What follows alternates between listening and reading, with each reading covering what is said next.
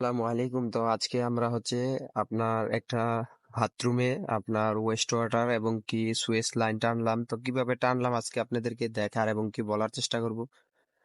তো এখানে যে লাইনটা দেখতেছেন, তো এই লাইনটা হচ্ছে ওয়েস্ট ওয়াটার। তো এখানে আমি প্লেন এলবো খাইয়ে নিচে একটা এলবো দিয়ে সরাসরি পুষ্করিতে লাইনটা ফেলে দিলাম।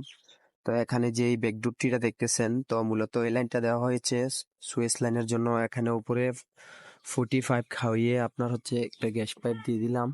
তো এখান দিয়ে আমরা দেখতেছেন নিচে একটা সাইড ডোরবেন খাওয়িয়ে আমরা লাইনটা এভাবে টেনে নিলাম। তো এখানে যেই নীল রঙের যে পাইপটা দেখতেছেন, তো এই পাইপটা মূলত একটা আপনার মোটরের ইন হবে, পানি টাঙ্কি পূর্বে।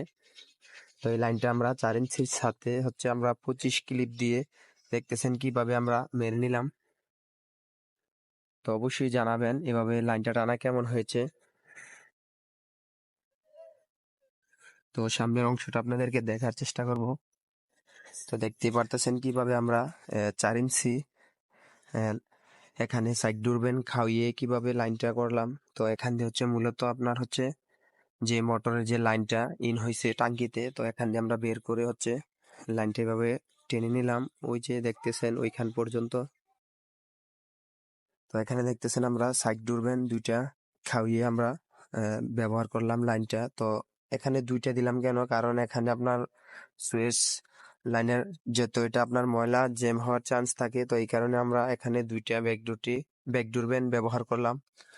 তো দেখতেছেন কিভাবে আমরা লাইনগুলা টেনে এখানে দুইটা ব্যাক ডোরবেন, আর প্রত্যেকটা পাইপে কিন্তু আমরা ক্লাম মেরে নিছি।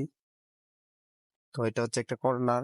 তো এই কর্নারেও কিন্তু আপনার একটা আমরা সাইড ডোরবেন ব্যবহার করছি। তো এখানে আমরা এইভাবে লাইনটা টেনে, তো এখানে আমরা আপনার ক্লাম মেরে নিছি। তো এটা আপনার সুয়েজ লাইনের টাঙ্কি। তো এটা দেখতেছেন এখানে আমরা প্লেন এলবো দিয়ে আপনার 45 খাইয়ে এখানে আমরা একটা গ্যাস পাইপ তুলে নিলাম। তো এখানে আপনার একটা ব্যাকডোর ব্যান ব্যবহার করলাম, যাতে কোনো সময় ময়লা জ্যাম হলে এখান দিয়ে খুলে পরিষ্কার করতে পারবে। তো অবশ্যই জানাবেন এভাবে লাইনটা টানা কেমন হয়েছে।